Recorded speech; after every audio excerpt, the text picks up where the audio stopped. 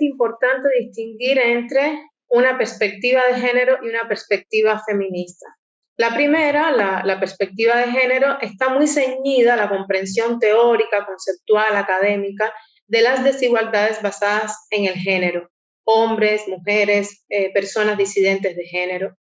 Y con esa perspectiva se puede interpretar un problema o un fenómeno social, y también con esa perspectiva, es decir, teniendo en cuenta estas desigualdades culturales, históricas, estructurales, también se pueden diseñar soluciones.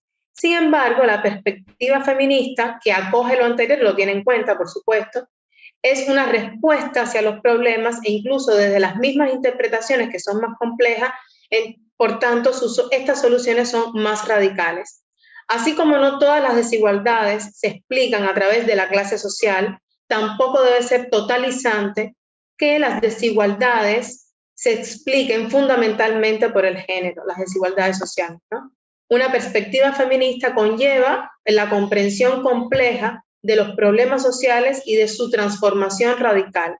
Radical como sinónimo de raíz y no como otro significado, ¿no? Sino como sinónimo de raíz, una transformación desde la raíz.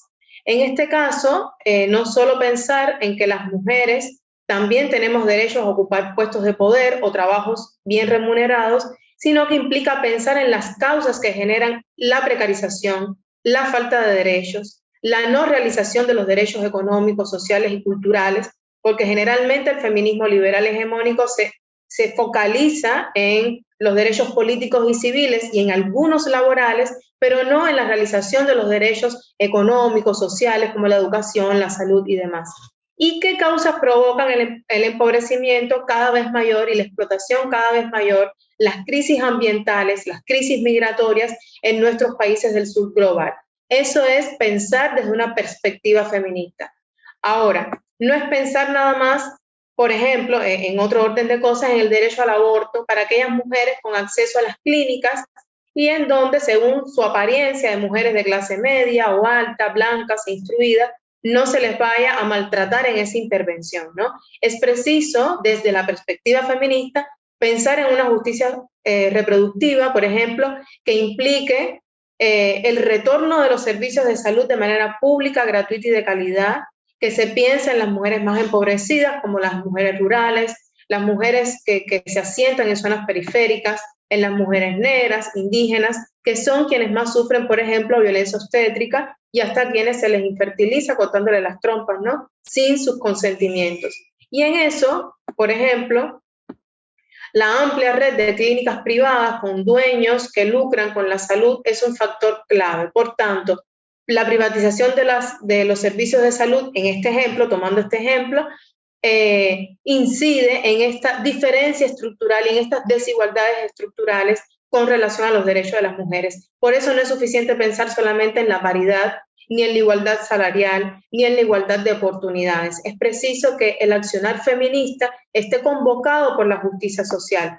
Y esta no pierde de vista, para lograr esta justicia social, no pierde de vista el sistema capitalista, patriarcal, colonial y racista que impide esa justicia social.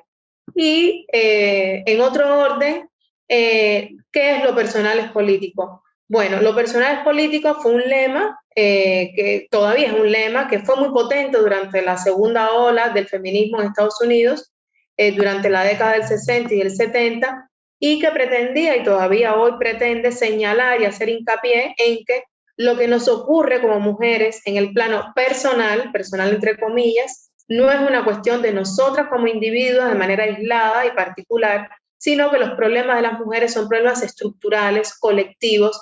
Aunque no sean homogéneos, tenemos muchos vértices en común porque el sistema así nos domina, nos disciplina y nos explota, pensando en el sistema desde la raíz, desde las estructuras. Cuando hablamos de desigualdades estructurales, consideramos las columnas que sostienen un edificio. Por lo tanto, las soluciones transformadoras de manera radical implican transformar esas columnas que sostienen un sistema capitalista, patriarcal, colonial, sobre el cuerpo de las mujeres fundamentalmente, de manera disciplinante, explotadora y dominante. También esta frase, este lema, alude a los llamados espacios privados, al hogar, que lo que pasa en el hogar no Tradicionalmente se dice que lo que pasa en casa se queda en casa, que no es de incumbencia de la sociedad ni del colectivo, y este lema lo que viene es a ser disruptivo con este imaginario y con esta cultura de que, por ejemplo, también entre marido y mujer nadie se debe meter y demás cosas que dejan a la mujer en un estado de desamparo con relación a desigualdades que son sistémicas.